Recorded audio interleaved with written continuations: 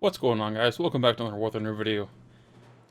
Today we're going to start off with some, well, we're going to have a discussion about matchmaking. This is a topic I've been meaning to bring up for a long time. In the background, there's going to be one battle, followed by highlights from some additional battles. But I'm going to show this first battle in its entirety in an attempt to highlight one of the major issues with War Thunder ground forces, but also really War Thunder in general, and that is the matchmaking. For a long time, people have been clamoring for some changes. It's 2018, and we haven't had changes to matchmaking in a long time. And by matchmaking, I don't mean battle rating changes. I mean a fundamental change in how matches are put together. This includes everything from battle ratings to which nations fight alongside one another and which ones fight against one another. This could even include which vehicle types are limited to help create balance. It's a multifaceted subject that there is no simple answer, and that's one of the issues itself. Is this isn't something that can be created on the back of a cocktail napkin and implemented with 3 minutes of coding. This is a complicated issue. Now, I'm not going to focus on limitations of vehicle types or nations, as that's going to be another video for another day. But instead, I'm going to focus on battle ratings and how those affect matches. At present, we have a matchmaker that says anything from, let's say you have a lineup of 5.7. You go into a tank RB battle. You're going to face vehicles anywhere from 4.7 to 6.7. It's a pretty simple concept, really. Problem is, you don't always have balance, and you don't always have a fun time facing those 6.7s. So there's been two issues that have been brought up. One is limit the battle rating spread from 1.0 to 0.7, which means if you're in a 5.7 tank, you can't see anything above 6.3. Conversely, you can't be down tiered any further than 5.0. So that creates a limited battle rating range, and it will make matches a heck of a lot more fair. After all, if you're in a T-3485, you don't want to see a King Tiger or a T-29. Those vehicles are considerably harder to deal with. But at 6.3 in your T-3485, you'll have a much easier time. Now, the second major issue is just balance in general. And that's where we have this battle in particular. Well, I was in a 6.7 tank. Now, I faced everything from 5.7 to 6.7. I didn't get up tiered. This was a down tier. I will put up a list of the tanks on my team and the tanks on the enemy team, and as you'll see, my team is considerably heavy on 6.3 and 6.7, whereas the enemy team is heavy on 5.7 tanks. This is not fair. The German team, in this case, was put at a significant disadvantage before anyone even spawned in. And this isn't a fluke. This isn't a once in a 100 battle kind of a situation. This is incredibly common in tank RB. If you want to play 5.7 Germans and you want to permanently face other 5.7 tanks, your best bet is actually to play arcade tanks, because you are not bound to certain limitations, certain nation limitations in the matchmaker, or rather the matchmaker isn't limited by those limitations. But you know what I mean. You can face Germans on the enemy team in arcade, whereas here you're limited to certain nations, and it makes for a more balanced scenario in arcade usually. There's still going to be the occasional 6.7 up tier, but generally speaking, you're more likely to get up tiered in tank RB than you are in arcade at that BR. How do we fix this? Well, changing the battle rating range from 1.0 to 0.7 doesn't fix this. It just means you won't get 6.7 tanks on either side in a 5.7 match. You could see those 6.7s replaced by 6.3s by the matchmaker. But in all honesty, most likely those 6.7s are going to be replaced by more 5.7s for the Germans. It's just statistically more likely. So that doesn't really help. That leaves us with one other solution, and that is we need to return quantitative matchmaking. some of you are probably new to the game and have no idea what the hell I'm talking about. Quantitative matchmaking was a concept that was introduced back in September of 2015. The idea was to balance teams, believe it or not, quite simply. And in their first, I'm reading right now off their page. I'll put a link to this page in the video description below. But they wanted to limit this test of the quantitative matchmaking between 6.7 and 7.7, and 7.0 and 7.7. And reading off their page, I'm just going to list the example that they give. Let's say you're in a 6.7 to 7.7 battle. So top tier players will be limited to 25% of the team. So in a 16-player team, only 4 of those players will have 7.7 vehicles in their lineup. That's considerably better than today, where we will have incredible imbalance. But in the match you just watched, did that seem balanced at all?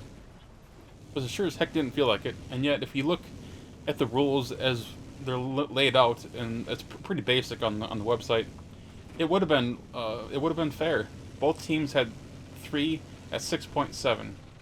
The big difference came at 6.3. We had 7 players at 6.3. The Germans only had 1. We had 2 at 6.0. They had 1.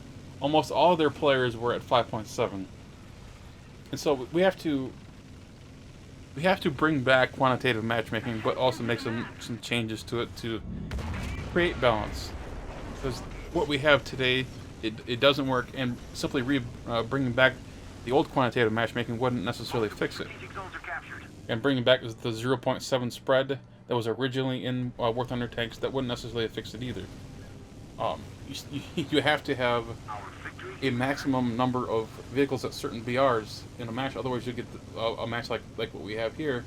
And it was very bottom heavy for the Germans, whereas we had almost all of our, I would say half of our players were at 6.3, whereas almost all their players were at 5.7. That's just not fair.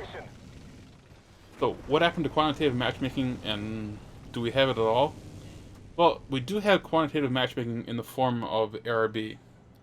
Currently, there is a limitation, thanks to quantitative matchmaking, of 4 bombers per nation, per match. Now, that rule appears to have been broken once the French air tech tree was added, as we're now seeing anywhere from 4 to 8 bombers per nation for the Allies. So that rule has to be addressed once again, rewritten or bug fixed, whatever you want to call it. That needs to be addressed again.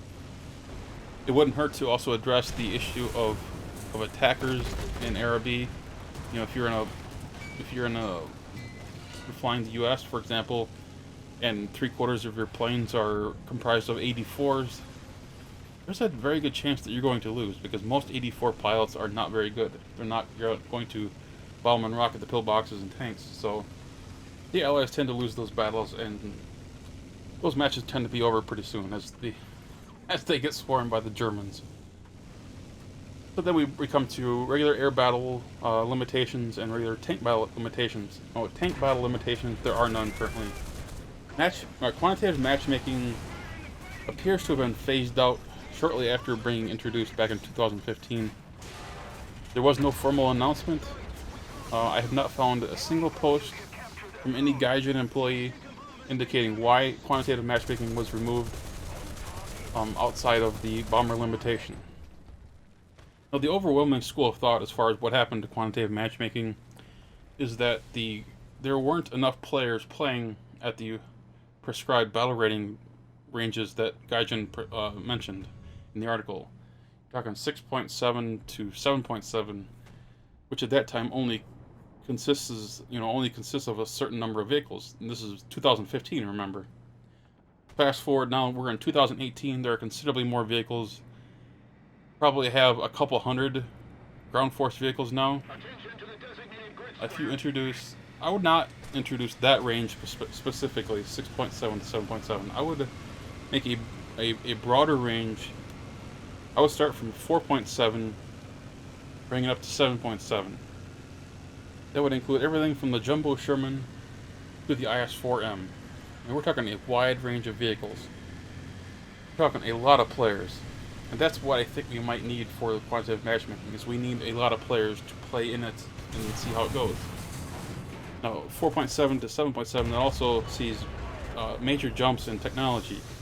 The difference between a 4.7 and 7.7 tank is pretty significant.